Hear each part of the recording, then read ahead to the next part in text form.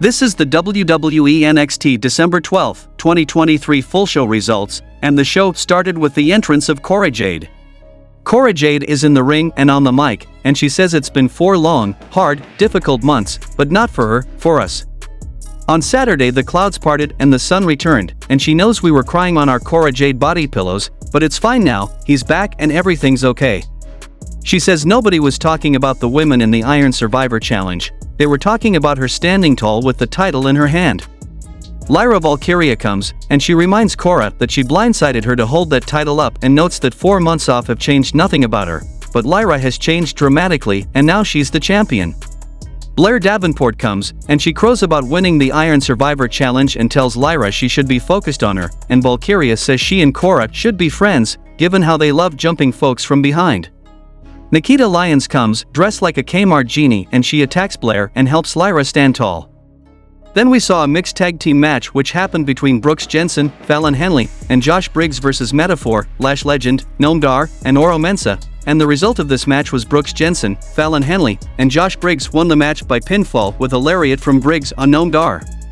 Back in the trainer's room, the medic clears Carmelo Hayes and Trick asks if he knows who did it. Melo says he doesn't, but he knows somebody who hit them like this before, but he doesn't want to talk about it here and now.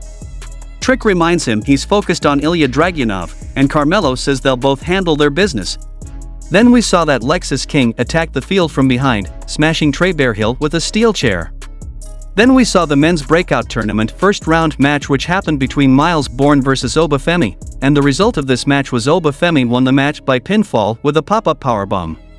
Nikita Lyons chats with Lyra Valkyria backstage, and Lyra talks about all the various forces coming for her title reign and says she won't let Cora poison the division. Nikita says she's going hard after Blair Davenport after she took her out for months, and Lyra opens her locker door and discovers Tatum Paxley has pasted a picture of her face onto a picture of Becky Lynch's body from her title win. Back from the commercial, Tiffany Stratton is interviewed backstage, and she says she's sick and tired of a piece of trash Fallon Henley who should be serving people like her and she's poor, etc., and she's gonna show her where she belongs in life.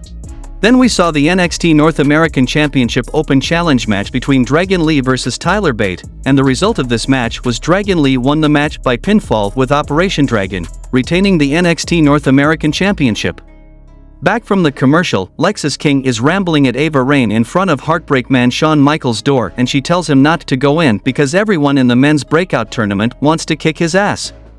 He's cocky about it and hits on her, gross, and she tells him he's in the tournament in Trey Bearhill's sport, and Lexus hits on her some more and she rolls her eyes at him. The next match happened between Donovan Dijak vs Eddie Thorpe, and Eddie Thorpe won the match by disqualification after Tall Don hammered him in the ribs with the loose turnbuckle. Post-match, Dijak hits him with the turnbuckle over and over until the referees swarm, and he leaves briefly and returns to hit a gutbuster into the turnbuckle, sending Thorpe crashing to the floor in agony. Then we saw another NXT Men's Breakout Tournament first round match which happened between Keanu Carver vs Riley Osborne, and the result of this match was Riley Osborne won the match by pinfall with a shooting star press. Back from the commercial, Thea Hale approaches Riley Osborne, and he really appreciates her cheering. She stumbles over herself to say she appreciates him and tells him he smells nice. He says he'll catch her in class later and leaves, and JC Jane emerges with an awkward thumbs up, and Kiana James and a pal roll up to call Thea delusional. The next match happened between Blair Davenport and Cora Jade vs Lyra Valkyria and Nikita Lyons, and the result of this match was Blair Davenport and Cora Jade won the match by pinfall with a lateral press from Jade on Lyra Valkyria. Post-match, Tatum Paxley throws Nikita Lyons out of the ring and stalks Lyra into the corner, gently cradling her. Trick Williams makes his entrance and gets on the mic, and says Deadline was a movement and usually he'd come out here and cut up on his opponent, but not this time. He runs down a bunch of celebrity riffs on his name before saying he's Trick James, bitch, and in 3 weeks the baddest man in NXT will take on the hottest NXT superstar under the sun. Ilya Dragunov comes and says he couldn't watch the Iron Survivor Challenge live because he was too busy preparing for his own match, but he went back and saw Trick snatching victory from the jaws of defeat, and he rode a wave of momentum that's barely ever seen before. He says this with respect for Williams' journey, but at New Year's Evil it comes to an end, and also says he likes him, he really does, but he's suffered too much to become champion and he will do whatever it takes to remain NXT champion. Carmelo Hayes comes and says for months they've dragged his name through the dirt, but he knows exactly who attacked Williams, and it's the same guy who attacked him. Dragunov tries to leave them to handle their business, but Melo tells him to stay because it was him.